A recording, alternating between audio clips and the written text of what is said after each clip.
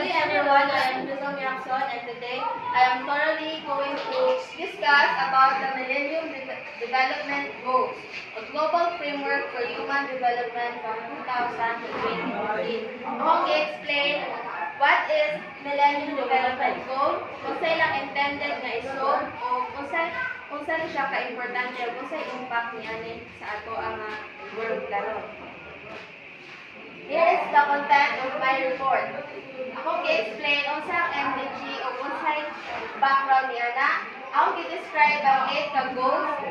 Then i-discuss ko ang Philippine progress and challenges and show the importance and impact of MDG o ang connect sa Millennium Development Goal sa Sustainable Development Goal. First is, ang i-discuss kabahin sa background and origin sa Millennium Development Goal. Adopted during the UN Millennium Summit in New York, September 2000, based on the Millennium Declaration and signed by 189 countries, including 147 heads of state. Ang global response to major issues such as poverty, hunger, disease, gender inequality. It has 8 goals, 18 targets, and 48 indicators. So, kanang po ang United Nations, ang mga world leaders na appeal sa United Nations, annually na sila yung mga meeting. Kumbaga, ang mga leaders sa kada nasyon, mag-gathered na sila dayon, ilang i-report kung sa mga major issues nga i-face sa ilang mga countries. Dayon, i-recognize sa mga world leaders na mas dagan ang rate sa mga tao nga nagnaas sa poverty, hunger, itaas ang mga disease or illnesses, and na ay mga parts dinreport sa Pilipinas na kulang ang or lack ang access sa education. Sumaundo nga ni kama po ang idea ang UN na maghimo tong Millennium Development Goal, which is ang ilang po na target is even or fairly nga development sa human. Okay? Kuan man nila kining ilang pag nalagtawan na kada mga developing countries unlike dito sa Philippines, di ba? Kung imo ikumpara ang US o sa Philippines, makita ko mo nakita ko nga difference nila. Kita niyo ang US kay advanced na kayo sa mga technology. Unlike sa Pilipinas nga wala pa kayo ang access kayo sa education. Dili tanan kuan kaya nga mga ano sa eskwelahan kaya tanan ang halos kini appeal sa poverty rate. So, mao nga aron nga equal o even ang development o maayo ang kalidad sa kinabuhi sa mga tao, mao nga naghimo og Millennium Development Goal. So, na sila 8 ka goal o naput sila kining kumbaga na sila deadline. So, magsugod sa 2000 then mo end sa 2015. So, dapat nga by 15 years na ni mga progress ka naghimo. And ang design nato is 189 na countries, including na dira ang Philippines. Kaya ang Philippines, appeal man siya sa United Nations. Okay.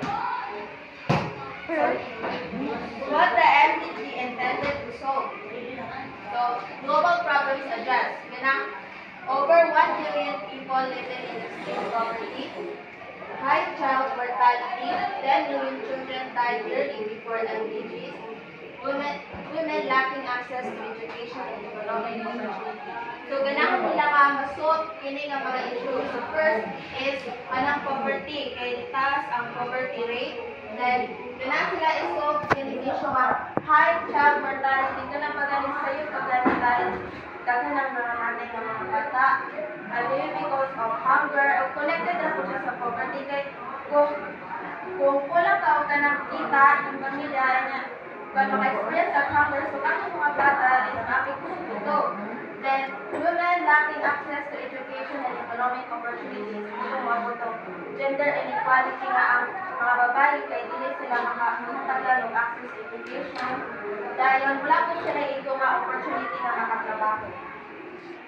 The next is millions dying from HIV, AIDS, malaria, TB, and lain mga illnesses, and environmental degradation. Like dito sa Africa, na may parts dito nga, wala sila source sa tubig, kung mag-isip sila kung pagpangitaw na yung tubig na makasustain sa ilang mga hinulunod. Unequal development between wealthy and poor nations. So, basta atong gingon ako kanang US o ang Philippines. So, ang Philippines is, kung siya, na-left behind siya maayo. So, muna yung overview of the 8 Millennium Development Goal na ipatupad sa 2015. Dili na kayo na mo explain mga po sa sunod na report. So, first, eradicate extreme poverty and hunger. Kung may ka nga, eradicate is kanang remove. Then, natuha, achieve universal primary education. Katulo, promote gender equality and empower women. Number 4, reduce child mortality. Number 5, improve maternal health. Number 6, combat HIV or AIDS, malaria, and other diseases. Number 7, ensure environmental sustainability. And number 8, develop a global partnership for development. Karon, di ba, 189 ka-countries na decide is appeal dito ang Pilipinas.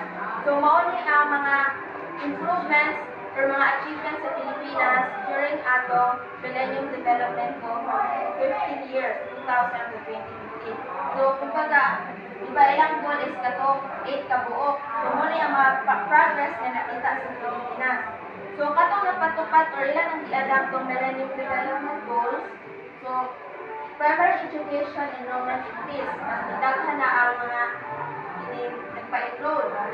Child mortality rate improve. Number 3, expanded maternal health services. So, nanay ka ng access ang mga bagdos or ang mga babae ka na sa ilang mga maternal health. Nanay bell health or BAM, UNC facilities. Dahil ano lang po sila iko ma-access sa safe water. Then, na po yung mga challenges. Diba, first challenge is poverty remains due to slow economic growth.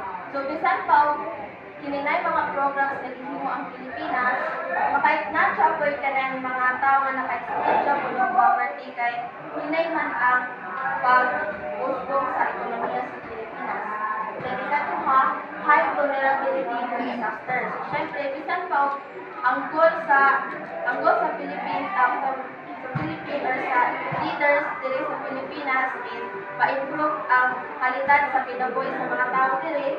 Dili gihapon na dili ko totally nga ma-improve kay ang Pilipinas is vulnerable pa siya sa mga disaster like Nino, bagyo. Maka-experience siya po ta of hunger. Unequal development between rural and urban areas. So, inyo nga makita diri nga na-siya po yung parts diri sa Negros, na-siya po yung parts na dili tabi sa mga bukid-bukid, wala paghapoy improvement unlike dito sa city. Then, limited funding for health and education. So, naragihapon na kulang sa pondo sa kanang ato ang kalusugan o sa edukasyon. Kaya naman po'y uban nga pilahan nga kulang pa sila o talang funds. Then, muna ang mga achievements katong Millennium Development Goals. So, in 15 years, mauni ang mga na-achieve sa United Nations or sa mga country. So, number 1, at least 21 million lives saved. Number 2, extreme poverty reduced drastically. So, hindi namaba na tao ng poverty rate.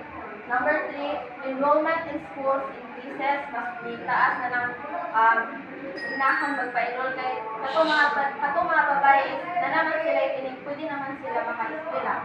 Then, number 4, expanded global access to healthcare. So, doon na sila access sa, doon sila magpa-check up, doon sila magpa sa doctor sa hospital.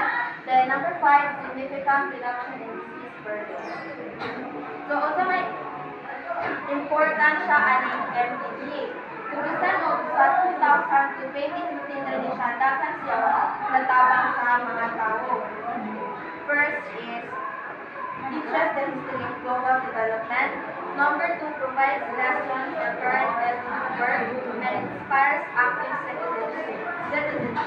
So, i-encourage mga kita tanan, dili lang ang mga world leaders ang mahimo mga idea o mga programs aron nga ma-improve ang quality sa atong kinabuhi. So, bisag kita mga estudyante or katong mga nasa poverty line, inalan po nga mo why po sila kining mo volunteer, mo po sila mga kalipukan aron nga equal ang opportunity sa tanan o adunay ko ang development ang ato ang nasod. So in conclusion or summary, conclusion and summary, ang Millennium Development Goal is modong designan sa 189 ka countries.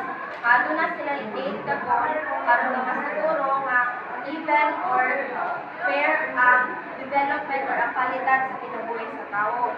So ensure nila nga dili ka tong mga pobre magpabilin ra pobre, dili ka tong mga countries na para sa Philippines, dapat nga ang Philippines kaya na niya magsabayan sa US muna ay ang goal.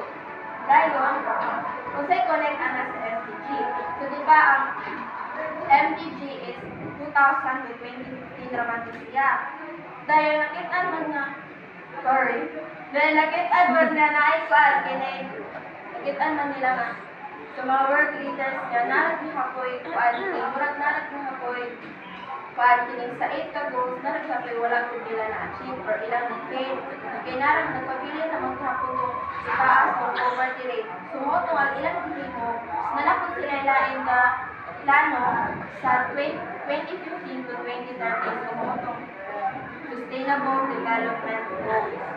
Karon mas gidaghan na nila ilang goals, di ba? Sa Millennium Development Goals kay 8 raman ka buo. Dayon kanang sa Sustainable Development Goals kay 17 na kabuo kay 17 na kabuo para masiguro na kung nila nga this time mas mamap ko mas ligamay tungkuan yung poverty rate sa 2000 to 2015 mas magamay pa sa 2015 to 2016.